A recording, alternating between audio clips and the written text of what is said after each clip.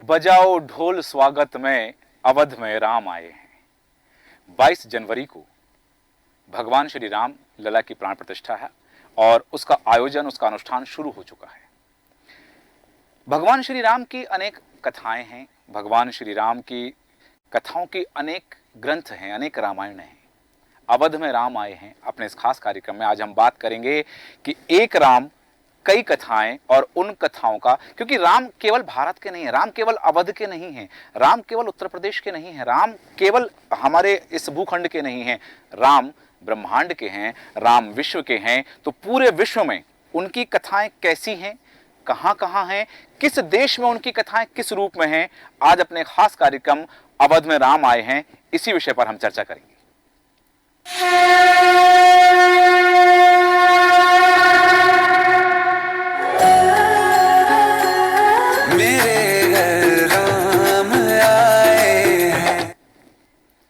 राम से बड़ा राम का नाम। राम का नाम तो राम जी के प्राकट्य से पहले से है। राम कथा सिर्फ एक राज्य या एक देश तक सीमित नहीं है। भारत में नहीं, बल्कि हिंदुस्तान की बात करें तो भारत में कई भाषाओं में राम कथा पर आधारित अनेक पुस्तकें उपलब्ध हैं। इनमें कथाओं में थोड़ा बहुत अंतर है, पर इनका मूल भाव एक ही है। आज हम बात करने वाले हैं कि भगवान श्री राम तो एक हैं, पर उनकी कथाएं अनेक हैं। एक राम और कई कथाएं, क्योंकि कई बार हुआ है, हम रामचरितमानस के लंका कांड का प्रसंग देखें तो जहां रावण ने पूछा है कि तुम किस राम की बात कर रहे हो, एक राम अवधेश कुमारा। हालांकि तुलसीदास जी ने अपने ग्रंथ रामचरितमानस में लिखा है कि रामायण शतकोटि अपारा। तो उन्हीं रामायणों की आज हम बात करेंगे और आपको बताएंगे कि किस देश में कहां कैसी रामायण है। दुनिया के दूसरे देशों में भी रामकथा पर आधारित पुस्तकें मिलती हैं। आइए जानते हैं कि इन कथाओं में कितना अंतर है।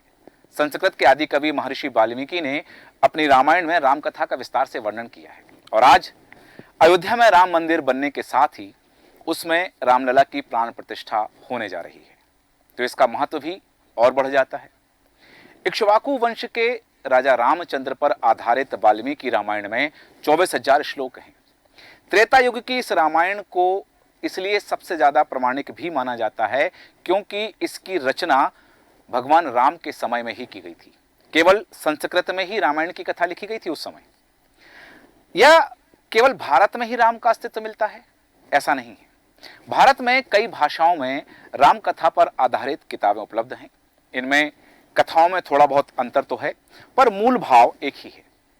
ऐसे ही दुनिया के दूसरे देशों में भी राम कथा पर आधारित अनेक पुस्तकें मिलती हैं। बताया जाता है कि देश दुनिया में कुल मिलाकर रामायण पर आधारित कम से कम 300 से ज्यादा ग्रंथ हैं। भारत में रामायण पर आधारित जो सबसे प्रसिद्ध ग्रंथ है वह है रामचरितमानस। इसकी रचना गोस्वामी तुलसीदास जी ने अवधी भाषा में की थी। यह भाषा अवध में बोली जाती है। इसका ज्यादातर हिस्सा राम के राज्य में आता है। वेदों से लेकर ब्राह्मण संहिताओं तक में श्री राम के नाम का जिक्र आता है, अलग अलग अर्थों में, लेकिन राम का नाम वैदिक काल से है।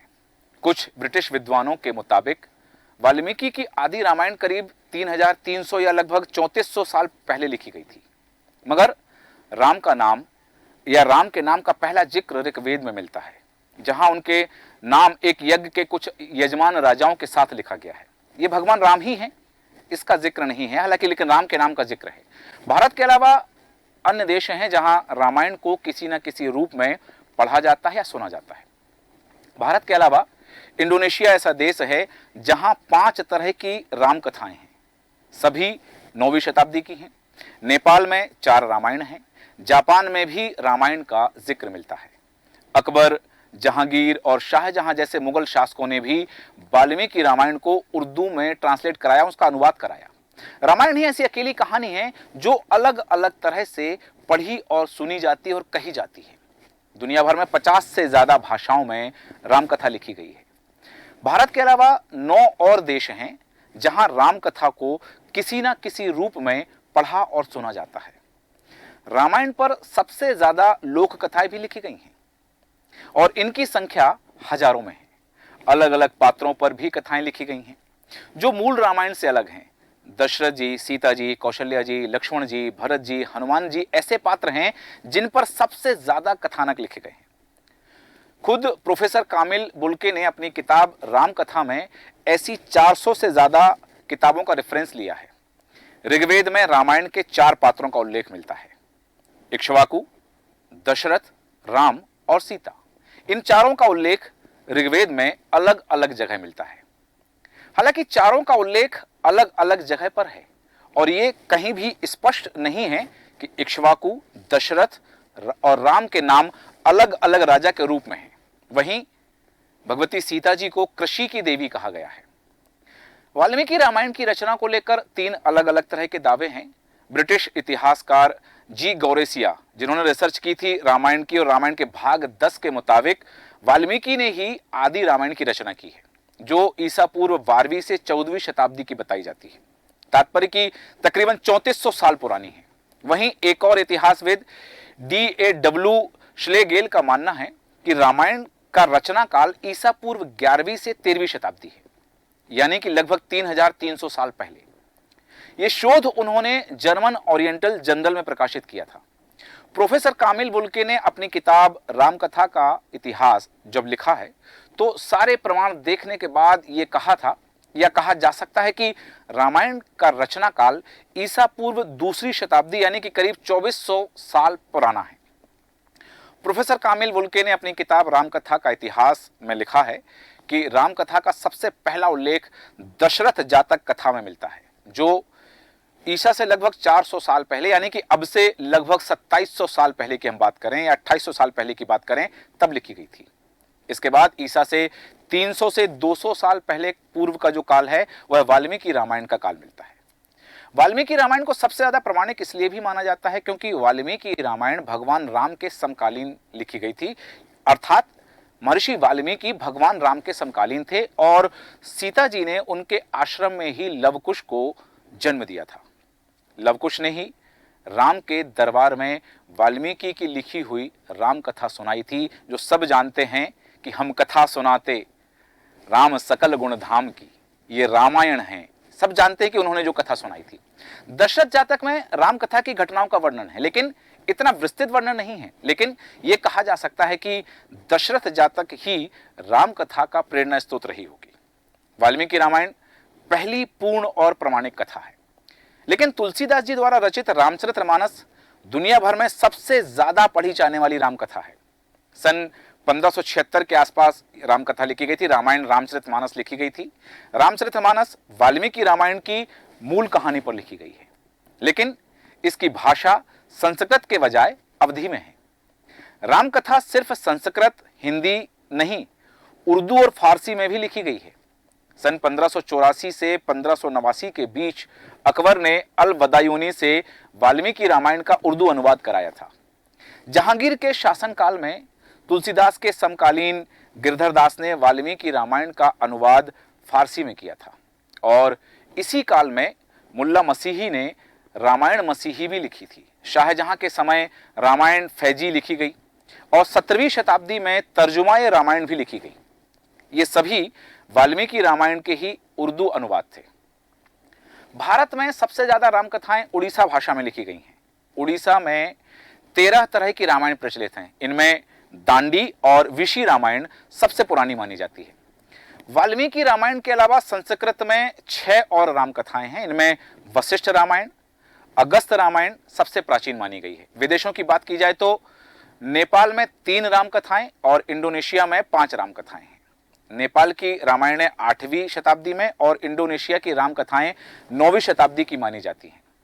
सबसे ज्यादा पढ़ी जाने वाली रामकथाओं के बारे में बात करें तो संस्कृत में 7 रामायण है, जिनमें वाल्मीकि रामायण, योग वशिष्ठ और वशिष्ठ रामायण, अध्यात्म रामायण, आनंद रामायण, अगस्त रामायण, अद्भुत रामायण, रघुवंशम और रामचरितमानस हिंदी में है। ये 3 रामकथाएं हैं, जिसमें हिंदी में बात करें कि रामायण की बात करते हैं राधेश्याम रामायण, ये भी हिंदी में है। पद्मचरित्र जैन रामायण है, जिसका अपभ्रंश रूप विमल सूरीकृत रामायण के रूप में है। उड़ीसा में रामकथा के 13 ग्रंथ है, जिसमें जगमोहन रामायण, दांडी रामायण, उड़ीसा रामायण, विशी रामायण, रामचंद्र विहार, सुचित्र विहार रामायण, राम कृष्ण रामायण, केशव रामायण, रघुनाथ विलास, वैदेही विलास, नरसिंह पुराण, राम रसामृत सिंधु, राम रसामृत, रामलीला, बाल रामायण और विलंका रामायण, ये रामायण है उड़ीसा में। उड़ीसा में अलग अलग तरह की रामायण है जिसे सब पढ़ते हैं। तेलुगु में 4 रामायण है, जिसमें से रंगनाथ रामायण, रघुनाथ रामायण और भोल रामायण शामिल हैं। कन्नड़ भाषा में भी 4 राम कथाएं हैं, कुमुदेंदु रामायण, तोरवे रामायण, रामचंद्र चरित्र पुराण और बत्तलेश्वर रामायण, ये 4 रामायण वहां पर हैं। इसके साथ ही अन्य भाषाओं में राम कथा लिखी गई है। असमिया में कथा रामायण बांग्ला में है और कृत्तिवास रामायण है। भावार्थ रामायण मराठी में है, राम बालकिया गुजराती में है और राम अवतार या गोविंद रामायण जो है वो पंजाबी में है, जिसे गुरु गोविंद साहब द्वारा लिखा गया था। राम अवतार चरित्र कश्मीरी में है, रामचरित्र मलयालम में है और राम अवतारम या कंब रामायण जिसे हम कहते हैं वह तमिल में है। इसके अतिरिक्त मंत्र रामायण, गिरधर रामायण, चंपू रामायण, दशरथ जातक जो बौद्ध परंपरा की रामायण है, इसे बौद्ध परंपरा की रामायण कहा जाता है दशरथ जातक को, और कहा जाता है कि वाल्मीकि रामायण का प्रेरणा स्रोत यही दशरथ जातक है। इसके बाद बात करते हैं आश रामायण की। ये रामायण मैथिली में है, जिसे चंदा झा ने लिखा है मैथिली भाषा में। अनामक जातक ये बौद्ध परंपरा की एक और रामायण है। विदेशों में भी कई तरह की रामायणें प्रचलित हैं और वे उन्हीं देशों की भाषाओं में हैं। बात करें नेपाली भाषा में, भारत के पड़ोसी देश की, तो नेपाली में भानुभक्त कृत रामायण है और सुंदरानंद रामायण है, आदर्श राघव रामायण है। ये रामायण नेपाल में 8वीं शताब्दी में लिखी गई हैं और 8वीं शताब्दी में ही तिब्बत की तिब्बती रामायण भी लिखी गई है। पूर्वी तुर्किस्तान की खेतानी रामायण जो है, जिसे खोतानी रामायण भी कहा जाता है, ये 9वीं शताब्दी की बताई जाती है। थाईलैंड की रामकेयन 15वीं शताब्दी की रचना है। कंबोडिया की रामकेती 16वीं शताब्दी की लिखी गई रामायण है और इंडो चाइना की रामकेती जिसे खगेर रामायण कहते हैं, 2 तरह की रामायण है इंडोनेशिया में, एक रामकेती है और दूसरी है खगेर रामायण। ये 15वीं शताब्दी की लिखी हुई रचनाएं बताई जाती हैं।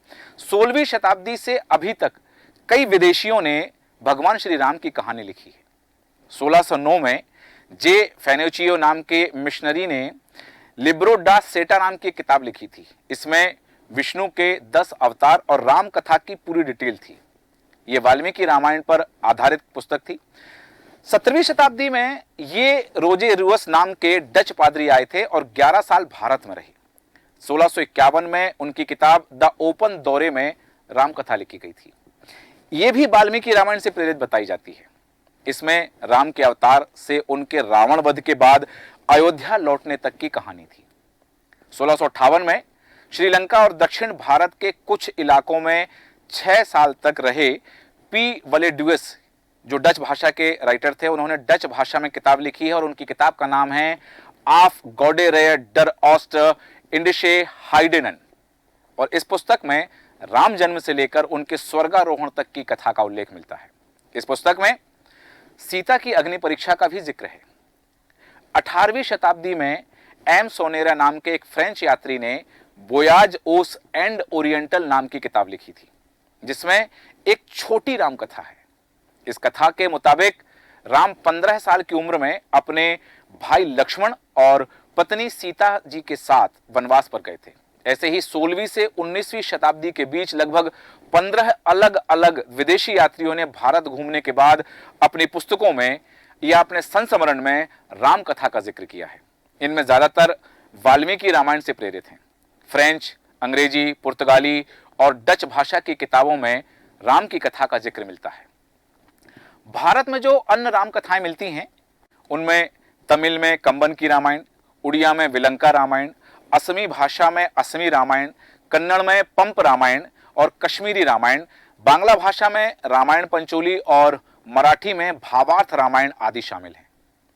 इसके अलावा आर्ष रामायण, अद्भुत रामायण, कृतिवास रामायण, मैथिल रामायण, तत्वार्थ रामायण, प्रेम रामायण, सर्वार्थ रामायण, संजीवनी रामायण, उत्तर रामचरितम, कंब रामायण, भुषुंडी रामायण, रघुवंशम, प्रतिमानाटकम, अध्यात्म रामायण, राधेश्याम रामायण के साथ में मंत्र रामायण, योग वशिष्ठ रामायण और हनुमान नाटकम के साथ आनंद रामायण, अभिषेक नाटकम, जानकी हरणम, श्री राघवेंद्र चरित्र जैसे ग्रंथ मिलते हैं।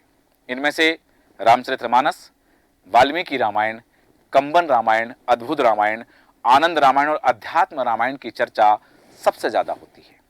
ये रामायणें ज्यादातर पढ़ी जाती हैं, इन रामायणों की कथाएं ज्यादा होती हैं। इन किताबों को पढ़ने से राम कथा से जुड़ी हुई नई नई जानकारियां सामने आती हैं। इनके अलावा पुराणों में भी राम कथा का वर्णन मिलता है, लेकिन यह इतिहास मिथक के रूप में है और यह सिलसिलेवार ढंग से नहीं है। आमतौर पर यह माना जाता है कि राम कथा पर सबसे पहला ग्रंथ महर्षि वाल्मीकि की रामायण ही है। हालांकि राम का उल्लेख ऋग्वेद में भी एक जगह पर मिलता है और ऋग्वेद में राम नाम के धर्मात्मा और प्रतापी राजा का उल्लेख है, पर यहां स्पष्ट नहीं है कि ये राम अयोध्या के राजा राम थे, भगवान श्री राम थे, मेरे प्रभु राम थे। ऋग्वेद में सीता जी के नाम का उल्लेख भी मिलता है और उनको कृषि की देवी बताया गया है। काठक ग्राह सूत्र में अच्छी खेती के लिए यज्ञ का तरीका बताया गया और इसमें भी सीता जी का उल्लेख है। वैसे तो भारत में लगभग हर भाषा में राम कथा पाई जाती है, लेकिन बात संभावना की है और संभावना ज्यादा है कि संस्कृत और उड़िया भाषा में सबसे ज्यादा राम कथाएं हैं। वाल्मीकि रामायण वशिष्ठ, कालिदास और अगस्त्य जैसे ऋषियों और कवियों को मिलाकर संस्कृत में लगभग 17 ग्रंथ ऐसे हैं जिसमें राम कथा मिलती है। उड़िया में जो हमने आपको बताया कि लगभग 13 या 14 राम कथाएं मिलती हैं और इन सभी में मूल रूप से वाल्मीकि रामायण की कथा की प्रेरणा दिखती है। महर्षि व्यास ने महाभारत की रचना की थी, जिसमें श्री कृष्ण और कौरव पांडवों की कथा है, पर इसमें भी राम की कथा का जिक्र आता है। आरण्यक पर्व यानी महाभारत के वन पर्व में रामोपाख्यान के रूप में राम कथा का वर्णन मिलता है। द्रोण पर्व और शांति पर्व ये दोनों महाभारत के ही पर्व हैं। द्रोण पर्व में महाभारत के और शांति पर्व में राम कथा का उल्लेख मिलता है। बौद्ध साहित्य में राम कथा से जुड़े दशरथ जातक, अनामक जातक और दशरथ कथानक नाम की ये जातक कथाएं मिलती हैं। ये रामायण से थोड़ा अलग जरूर हैं, पर इन ग्रंथों में भी राम कथा का वर्णन मिलता है। जैन साहित्य में राम कथा पर अलग अलग कई ग्रंथ हैं और उनकी भाषाएं भी अलग अलग हैं, जिसमें विमल सूरी की प्राकृत भाषा की रचना पौमचर्यम और आचार्य रविशेन की रचना संस्कृत भाषा की रचना है पद्म पुराण। स्वयंभू की अपभ्रंश की रचना है, जिसे पयमचर्यु भी के साथ रामचरित्र या रामचंद्र चरित्र पुराण आदि मिलते हैं। हालांकि जैन परंपरा में राम का मूल नाम पद्म बताया गया है। दुनिया के दूसरे देशों की बात करें तो भारत के पड़ोसी देशों नेपाल, बांग्लादेश, भूटान, श्रीलंका ही नहीं, Laos, Kampuchea, Malaysia, Cambodia, Indonesia, Bali, Java, Sumatra से लेकर थाईलैंड तक राम कथा फैली हुई है। कई देशों में लोक संस्कृति का हिस्सा है रामायण, तो कई जगह ग्रंथों, शिलालेखों, भित्ति चित्रों, सिक्कों आदि में इसका जिक्र हमें मिलता है। किताबों की बात करें तो श्रीलंका में प्रचलित जानकी हरण ग्रंथ सबसे प्रमुख है। कहा जाता है कि इसके रचनाकार कुमारदास थे और ये महाकवि कालिदास के मित्र थे और सन 512 से 521 तक ये कुमारदास श्रीलंका के राजा भी रहे हैं। हालांकि श्रीलंका में इससे पहले भी राम कथा का अस्तित्व मिलता है। सिंगली भाषा में ईसा पूर्व 700 से वहां मलेराज की कथा का अस्तित्व मिलता है और जो राम कथा पर आधारित है।